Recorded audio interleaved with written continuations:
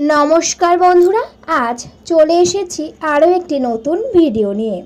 সামনেই আসতে চলেছে মহালয়া। এই মহালয়ার দিন ভুলেও করবেন না এই 5টি কাজ, না হলে সংসারে নেমে আসবে অমঙ্গল। আসুন বন্ধুরা, জেনে নিই সেই 5টি কাজ কি, যা এই শুভ মহালয়ার দিন একেবারেই করা যাবে না। তার আগে বলি বন্ধুরা, আপনাদের কাছে একটাই অনুরোধ, আপনারা পুরো ভিডিওটা দেখুন, একদমই স্কিপ না করে। আর হ্যাঁ বন্ধুরা, আপনারা যারা যারা আমার চ্যানেলে নতুন, অবশ্যই করে চ্যানেলটিকে সাবস্ক্রাইব করে পাশে থাকবেন। আর মাত্র কয়েকদিন অপেক্ষা, কয়েকদিন পরেই কিন্তু মহালয়া। 2 অক্টোবর মহালয়া। পিতৃপক্ষের শেষ হয়ে দেবীপক্ষের শুরুর দিনটিতে পিতৃপুরুষের উদ্দেশ্যে গঙ্গায় তর্পণ করবেন বহু মানুষ। আশ্বিন মাসের কৃষ্ণপক্ষের প্রতিপদ থেকে পিতৃপক্ষ শুরু হয়। এই এক পক্ষকাল মানে 15 দিন পরলোকগত বিদেহী আত্মার স্মরণে বিভিন্ন আচার অনুষ্ঠান করেন হিন্দুরা। কিন্তু জানেন কি, এই দিন কয়েকটি কাজ করলে আপনার জীবনে ঘনিয়ে আসতে পারে দুর্যোগ। যেমন বন্ধুরা, 1 নম্বর হচ্ছে, বহু জ্যোতিষীদের মতে এই দিনটায় বাড়িতে কোনো শুভ কাজ একেবারেই করা উচিত নয়। শুভ কাজের মধ্যে বন্ধুরা, বিয়ে বা গাড়ি বাড়ি হয়তো ভাবছেন কিছু কিনবেন, কিন্তু ভুল করেও এই মহালয়ার দিন কোনো গাড়ি বা বাড়ি একেবারেই কিনবেন না। এটি কিন্তু আপনাদের কাছে অশুভ হয়ে দাঁড়াবে। এর ফলে আপনাদের সংসারে চরম বিপদ নামতে পারে। সেই জন্যে যদি কোনো গাড়ি বা বাড়ি কেনার ইচ্ছা থাকে বা পরিকল্পনা চলে, অবশ্যই করে মহালয়ার পরেই আপনারা কিনবেন। এই মহালয়ার দিন কোনো শুভ কাজ না করাই ভালো। 2 নম্বর, আবার এই দিনে ক্ষৌরকর্ম অর্থাৎ চুল দাড়ি কাটা একেবারেই উচিত নয়।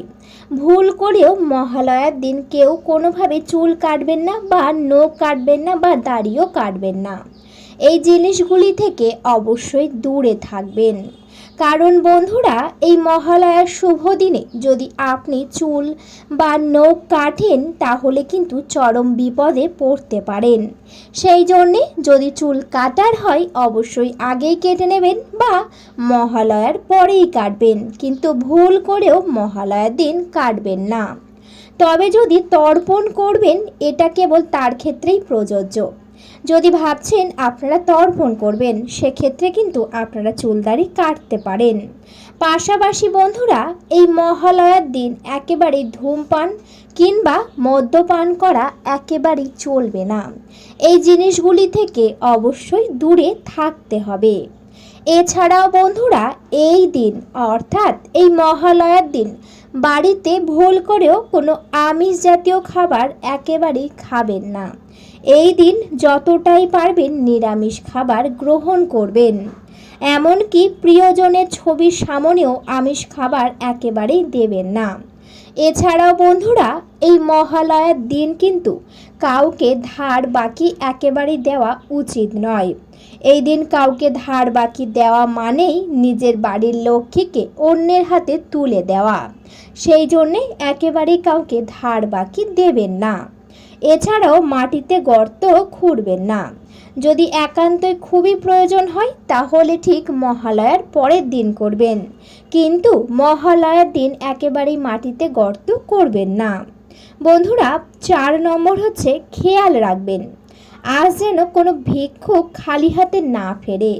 যদি মহালয়ার দিন আপনার বাড়ির সদর দরজার সামনে কোনো অসহায় মানুষ গিয়ে কিছু সাহায্য চায়, তাহলে তাদেরকে ভুল করেও খালি হাতে ফেরাবেন না। আপনাদের সামর্থ্য অনুযায়ী যা আছে আপনাদের কাছে, হতে পারে 1 বাটি চাল বা হতে পারে 1 টাকার কয়েন, অবশ্যই আপনারা সেই সব অসহায় মানুষকে দান করবেন। তাহলে দেখবেন আপনাদের উপরে কিন্তু মা দুর্গার আশীর্বাদ পড়বে। সেই জন্যে অবশ্যই করে এই কাজটি করতে পারেন। এছাড়াও বন্ধুরা, তাকে অবশ্যই আপনারা বাড়িতে বসেও কিছু খাওয়াতেও পারেন। সেই সঙ্গে এই মহালয়ার দিন কিন্তু অসহায় বা গরিব মানুষকে বস্ত্র বা কোনো কিছু দান করা অর্থাৎ খাদ্য দান করা খুবই শুভ বলে মনে করা হয়। আপনারা চাইলে কিছু অসহায় মানুষকে কিছু খাদ্য বা বস্ত্র দান করতে পারেন। কিন্তু বন্ধুরা, কোনোভাবেই ছেঁড়া জামা কাপড় একেবারেই দান করবেন না, এতে কিন্তু অনেক অমঙ্গল হয়। সেই জন্যে একেবারেই নতুন জামা কিনে আনবেন। তারপরে যদি আপনাদের মনে ইচ্ছা হয়, অবশ্যই কিছু অসহায় মানুষকে দান করতে পারেন। বন্ধুরা, এবার জেনে নেওয়া যাক মহালয়ার দিন কোন কাজ করা অবশ্যই উচিত। এই কাজগুলি করলে আপনার বাড়িতে কিন্তু সর্বদাই মা লক্ষ্মীর আশীর্বাদ বিরাজমান থাকবে। বলা হয়েছে বন্ধুরা, এই মহালয়ার দিন কিন্তু ব্রহ্ম মুহূর্তে ঘুম থেকে উঠবেন। অবশ্যই করে বেশি তাড়াতাড়ি উঠবেন। ভুল করেও বেশিক্ষণ শুয়ে থাকবেন না বা ঘুমাবেন না। অবশ্যই ভোরবেলা উঠে পড়ার চেষ্টা করবেন। এছাড়াও বন্ধুরা, পিতৃপুরুষের উদ্দেশ্যে তর্পণ যারা করবেন তারা অবশ্যই ধুতি পরবেন।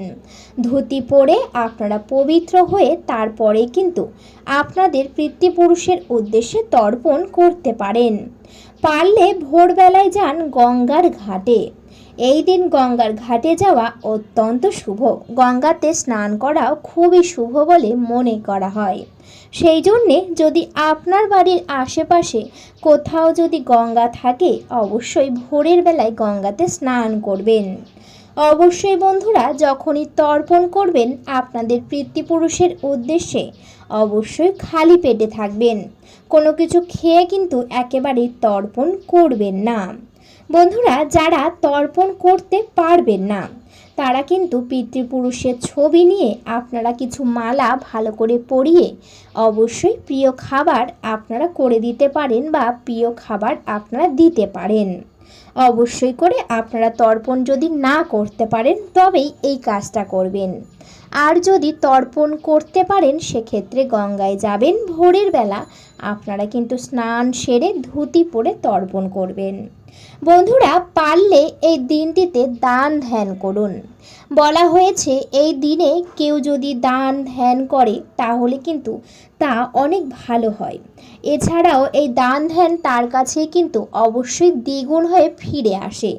সেই জন্যে অবশ্যই দান ধ্যান আপনারা করতে পারেন। এছাড়াও বন্ধুরা, দরিদ্র মানুষের খাবার কিংবা পোশাক তো দিতেই পারেন আপনাদের সামর্থ্য অনুযায়ী।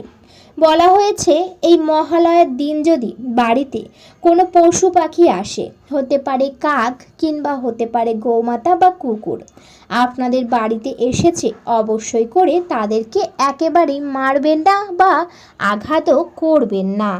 অবশ্যই করে তাদেরকে আপনাদের সামর্থ্য অনুযায়ী কিছু ভালোবেসে খাইয়ে দেবেন। এটি কিন্তু আপনাদের অনেক পুণ্য অর্জন করে দেবে। সেই জন্যে বাড়িতে আসা যে কোনো পশু পাখিকে আপনারা খুবই ভালোবেসে খাইয়ে দেবেন। আর যদি পারেন আপনার বাড়ির আশেপাশে কোনো বাড়িতে যদি গৌমাতা থাকে তাহলে অবশ্যই করে গৌমাতাকে কিছু ফল বা রুটি একসাথে নিয়ে কিন্তু খুবই ভালোবেসে খাওয়াতে পারেন। এতে কিন্তু বাড়ির বাস্তু দোষ দূর হয়। অনেকের বাড়িতে বাস্তু দোষ কিছুতেই দূর হতে চায় না। সেই সব বাস্তু দোষ দূর করার জন্যে মহালয়ার দিনটি অত্যন্ত শুভ। সেই জন্যে আপনারা গোমাতাকে আপনার বাড়ি থেকে কিছু খাবার খাওয়াবেন। তবেই দেখবেন আপনার বাড়ি থেকে বাস্তু দোষ একেবারেই দূর হয়ে গেছে। এছাড়াও বন্ধুরা, দেখবেন আপনার বাড়ির নেগেটিভ এনার্জিও একেবারেই দূর হয়ে গেছে। সেই জন্যে অবশ্যই করে পশু পাখিকে খাবার আপনারা খাওয়াতেই পারেন। এছাড়াও বন্ধুরা, এই মহালয়ার দিন কিন্তু বিষ্ণু নাম জপ করতে পারেন। বলা হয়েছে এই দিন বিষ্ণু নাম জপ করা অত্যন্ত শুভ। এছাড়াও রামায়ণ, মহাভারত অথবা গীতা পাঠ করতে পারেন। সেই জন্যে অনেক সকালবেলায় স্নান সেরে শুদ্ধ বস্ত্র পরে ঠাকুর ঘর ভালো করে মুছে পরিষ্কার করেই কিন্তু আপনারা বসে যেতে পারেন এই মহাভারত বা গীতা পাঠ করতে বা বিষ্ণু নাম জপ করতে পারেন। এতে কিন্তু আপনাদের জীবন থেকে সমস্ত রকম অশুভ প্রভাব একেবারেই দূর হয়ে যাবে। বন্ধুরা, আপনারা কিন্তু অবশ্যই করে মহালয়ার দিন যে কাজগুলি আমি করতে বলেছি এই কাজগুলি করবেন এবং যেগুলি একেবারেই করা উচিত নয় সেগুলি অবশ্যই এড়িয়ে যাবেন। বন্ধুরা, আশা করি আপনারা ভিডিওতে পুরোটা বুঝতে পেরেছেন। ভিডিওটি এই পর্যন্ত। ভিডিওটি যদি ভালো লেগে থাকে তবেই কিন্তু আপনারা ভিডিওতে একটি লাইক করবেন, শেয়ার করবেন এবং সাবস্ক্রাইব করে সর্বদাই আমার পাশে থাকবেন। আজকের মতো আমি বিদায় নিলাম। সবাই ভালো থাকবেন, সুস্থ থাকবেন। সবাই একবার খুবই ভালোবেসে মা দুর্গার নামে কমেন্টে কিন্তু জয় মা দুর্গা লিখে যাবেন। দেখবেন আপনাদের সকল সমস্যাই কিন্তু মা দুর্গা একেবারে দূর করে দিয়েছেন। আপনাদের সকলকে জানাই অনেক অনেক ধন্যবাদ।